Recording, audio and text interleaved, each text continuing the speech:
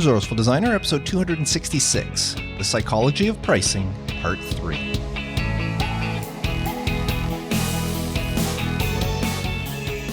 Welcome to the Resourceful Designer podcast, offering solutions to streamline your graphic and web design business so you can get back to designing.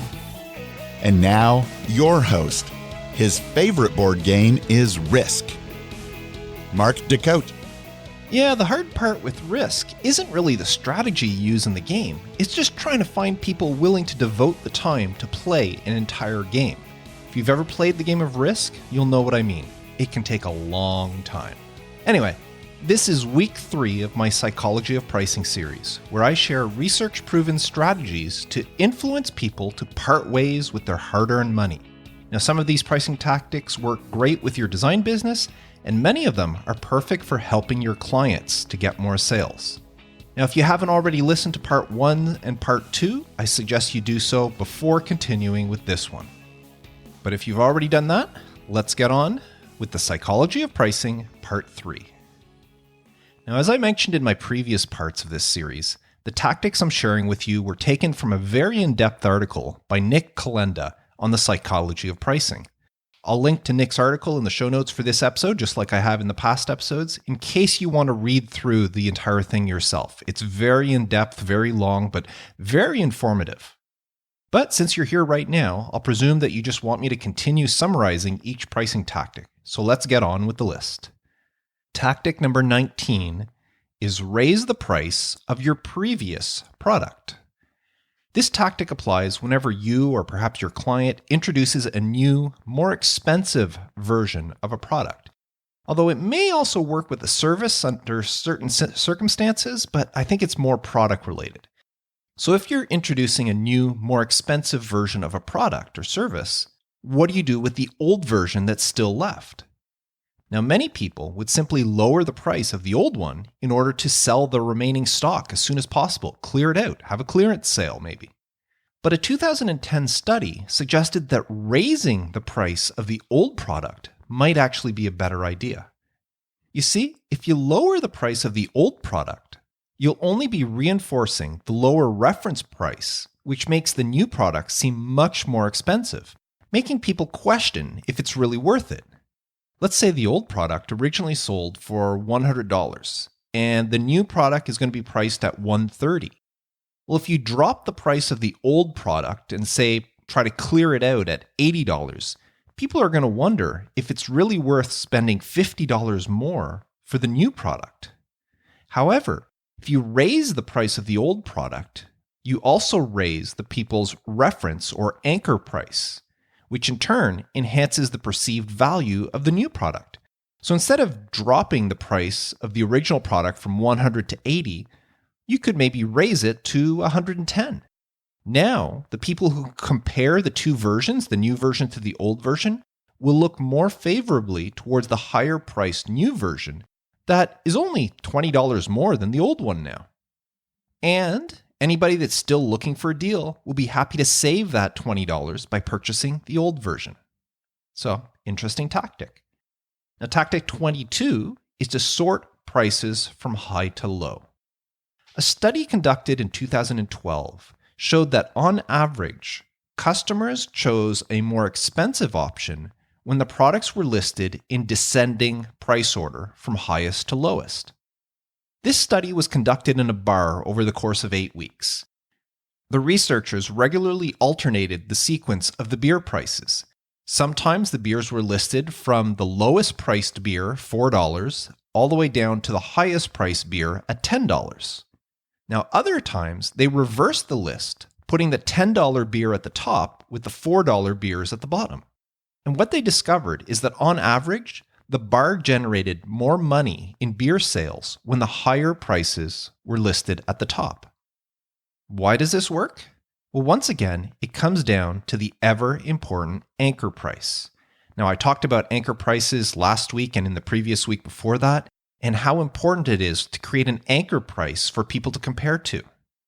Well, anchor prices play a huge part in the tactics I'm sharing with you today.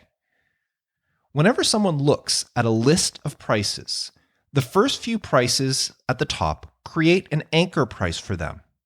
So if the initial prices are low, it creates a low anchor price, creating an aversion to spending money on the higher priced items that are lower down on the list. If you list the lower items at the top, say these beers, for example, and someone wanted to splurge a bit, they might opt for maybe a $5 or $6 beer instead of buying the base $4 beer. And they'd feel good, like they splurged. However, if the initial prices are high, then the lower prices on the list seem like a better deal. So somebody wanting to buy a beer, instead of spending $10 on a beer, they may decide to save a bit and opt for a $7 or a $6 beer. And they're going to feel good because they saved a couple of dollars. You see, as a species, we humans have an aversion to losses. When we see a list of ascending prices, meaning from low at the top down to the highest price, we subconsciously see each price as we go down the list as a loss. Our motivation to minimize that loss causes us to choose a lower priced product. But when we see a list in descending prices, meaning from the high price at the top going down to the lowest, we see each lower item as a loss in quality. And since we don't want to lose quality, we are motivated to purchase the higher quality items, and hence the more expensive product. A different group conducted a follow-up study to this one, but instead of using beers, they used pens, and they ended up with similar results. So if you're putting together maybe an e-commerce site for your clients, you may want to put the higher priced items first in the hopes that it increases the average amount of sales, the average revenue that your client makes on each sale. And this tactic might also work with the 3-tiered pricing system that I'm so fond of. I talked about the 3-tiered pricing system back in episode 145 of the podcast. It's where you present 3 different prices to your client in order to hope that they pick the middle one is the one you're really going for. You have a lower, a middle, and then a very high-priced item. Well, I've always shown my 3 options from the lowest price to the highest, but it might be worth testing it out by showing the most expensive option first, and then going to the middle and then the lowest. You never know. Now, tactic 21 is position prices to the right of large quantities. This tactic applies to products that are sold in bundles. A study conducted in 2012 shows that listing prices to the right of large quantities converts better.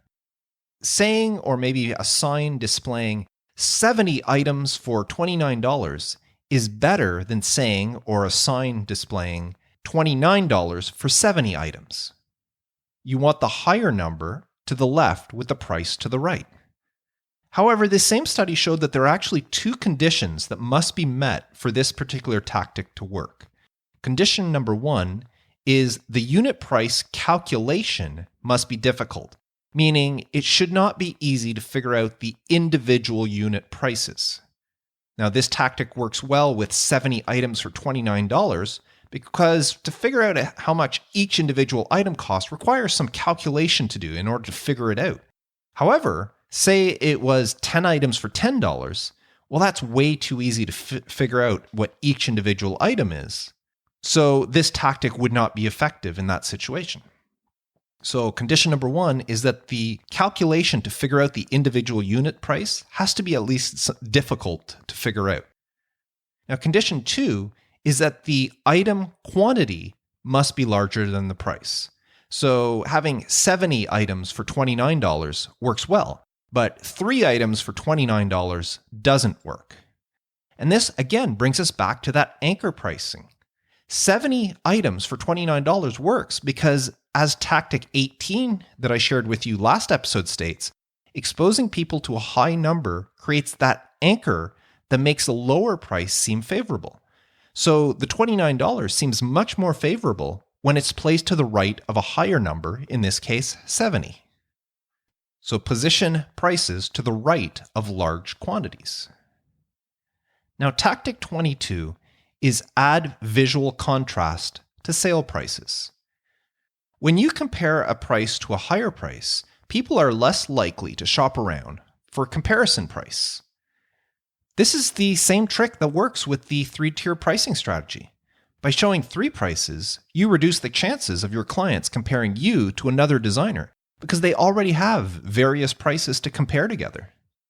Well, Tactic 22 takes it another step and optimizes that comparison by visually distinguishing one price from a reference price. As shown in a 2005 study, by changing the color of a sale price, you trigger a fluency effect. Customers will misattribute any visual distinction to a greater numerical distinction.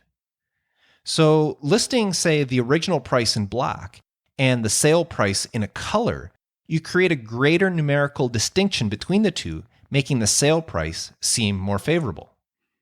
Combine this with tactic number 3 that I shared with you a couple of weeks ago, which was display prices in a small font size, and you get a double whammy.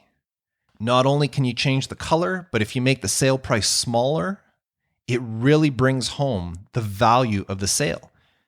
That larger, bold anchor price will make the colored, smaller sale price seem that much more appealing.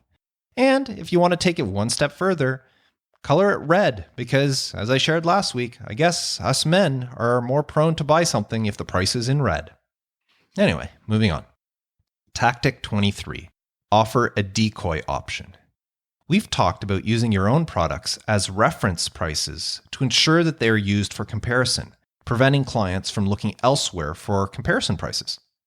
Well, Tactic 23 states you should consider adding a decoy option. Now, what does that mean?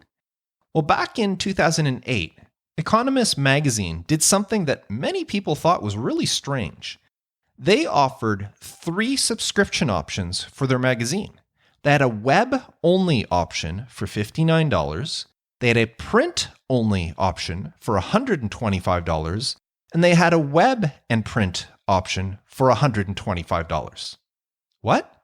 Print only for $125 and web and print together also for $125? That had to be a mistake, right? Why would anyone choose print only when they can get both the web and the print for the exact same price? But that was the whole point. Further investigation revealed that without the print-only option at $125, people couldn't accurately compare the other 2 prices, the web-only or the web and print. I mean, how much should a web and print option be? Who knows?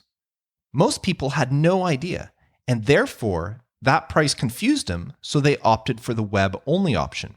In fact, 68% of people purchased the web-only option. But once they introduced the print-only option, it helped people compare the higher priced option. Because it was the exact same price, but a worse version of the web and print option, people could now easily recognize the value of the web and print subscription. And once they added the print-only option, purchasing suddenly shifted, and 85% of people now bought the web and print option. And Economist magazine generated 43% more revenue simply by offering that decoy option. So by offering a similar yet worse version of a more expensive product or service, you can influence the comparison process by making the more expensive product seem more appealing. Now, how can you use this for your design business? Well, maybe when submitting a proposal, you can offer a logo package for one price, a website for another price, and a combined logo and web package for a very similar price as the website alone option. It might be worth testing out, don't you think? Well, so far with the tactics I've shared, we've been talking about ways to make prices more appealing. These next few tactics are not so much about making the prices look better, but more about giving people a little nudge and motivation in order to get them to buy. The idea here is to reduce the pain of paying. It's that feeling you get when you have to part ways with your hard-earned money. This pain of paying comes in 2 factors. Factor 1, the pain we feel when our money actually leaves our hand, and 2, the pain we feel when we pay after we've already consumed. Now, Uber, the ride-sharing service, does an amazing job at countering these.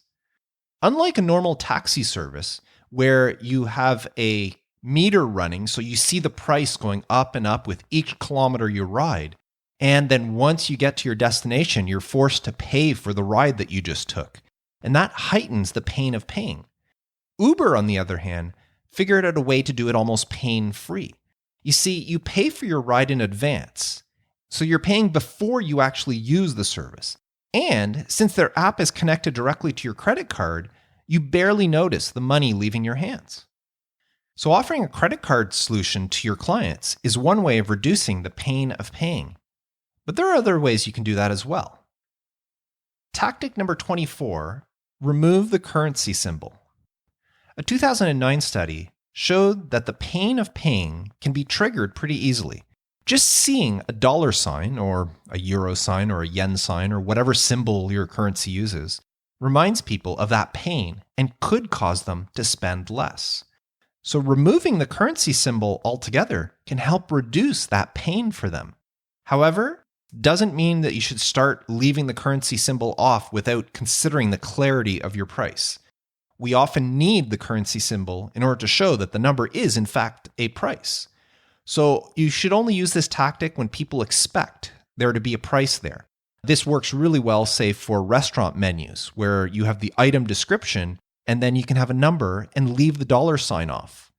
It helps reduce that pain of paying when they just see the number without the dollar sign. Now, tactic 25 is charge customers before they consume. Whenever you can charge people before they use your service or your product, it's a benefit to everyone involved in the transaction. First of all, you'll know that you've already been compensated for the work you do, so you won't worry about getting paid. And chances are that the client will be happier with your product. A 1998 study shows that people are happier with a product or service when they prepay for it. This allows them to focus on the benefits they're receiving, which in turn numbs the whole pain of paying thing. If they've already experienced the benefits before they pay, it becomes much more painful to spend the money. Now, this works great if you're a designer who offers retainers.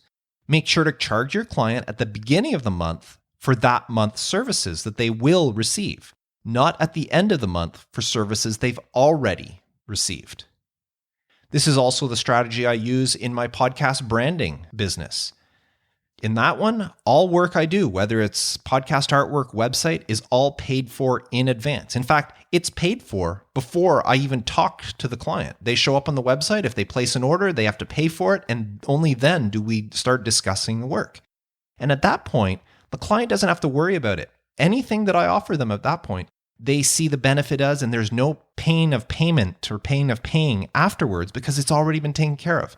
And I know going into the project that I've already been compensated for it.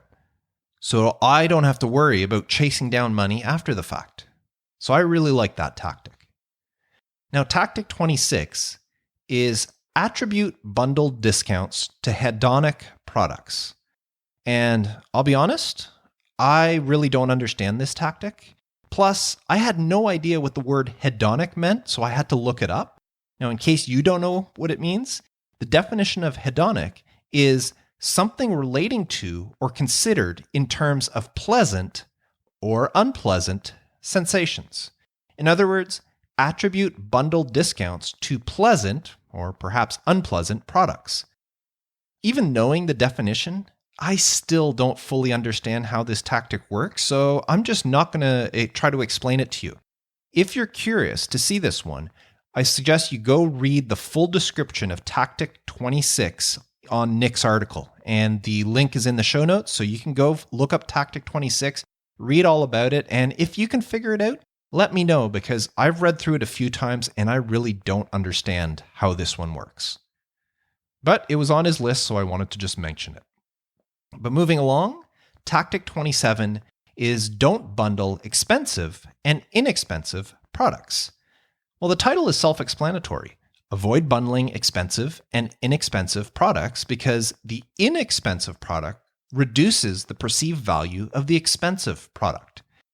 In 2012, a study asked people to choose between a home gym or a one-year gym membership. Well, the results were pretty evenly split, with 51% of people choosing the home gym.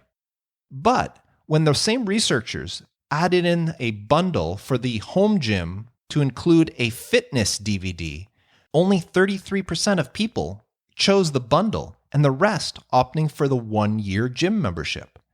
Bundling the fitness DVD with the home gym actually reduced the perceived value of the home gym. So keep that in mind whenever you're creating some sort of bundle service.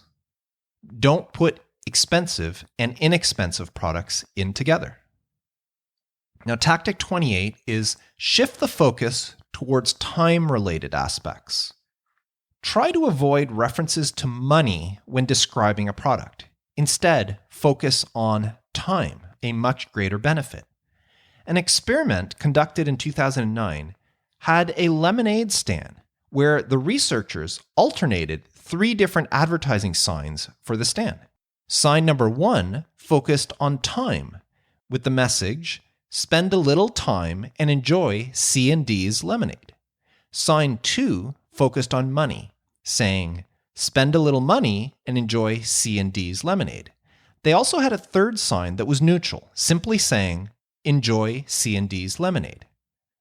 And shoppers were told that they could pay whatever they wanted between $1 to $3 for a glass of lemonade. Well, the results were unanimous. Not only did the time sign attract twice as many people, but those people paid more for their glasses of lemonade as the other people.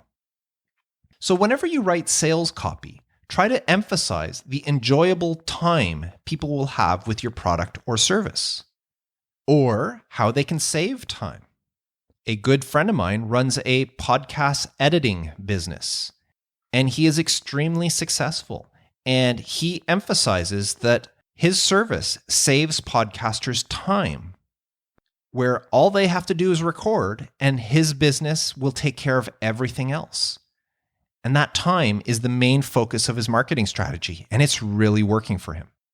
Now, the added benefit to this strategy is that not only will focusing on time make your offer more appealing, but it also lessens the pain of paying. So whenever possible, shift the focus of your message towards time-related aspects. Once again, I feel like I've shared a lot of information with you today, so I'm going to end it here. Now, next week, I'm going to try to conclude this series with the final tactics in this psychology of pricing. Now, unfortunately, I don't really have a tip or resource of the week to share with you.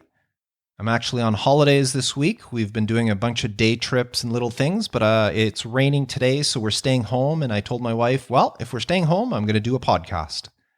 So I haven't had time to really look at anything. But if you are looking for something and you haven't already done so, I do have my 4-week marketing boost guide to help you make the best first impression you can for your design business. If you're interested in downloading this guide for free, visit marketingboost.net.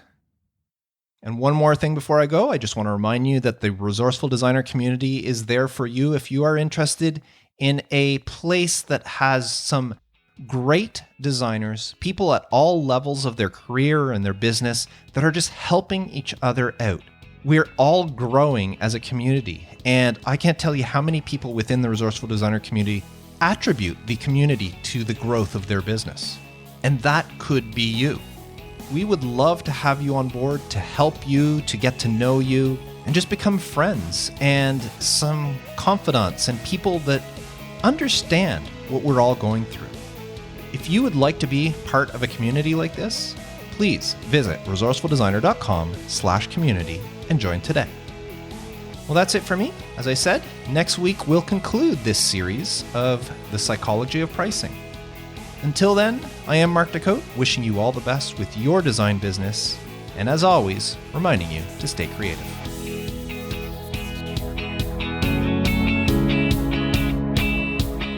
Thanks for listening to the Resourceful Designer Podcast at resourcefuldesigner.com.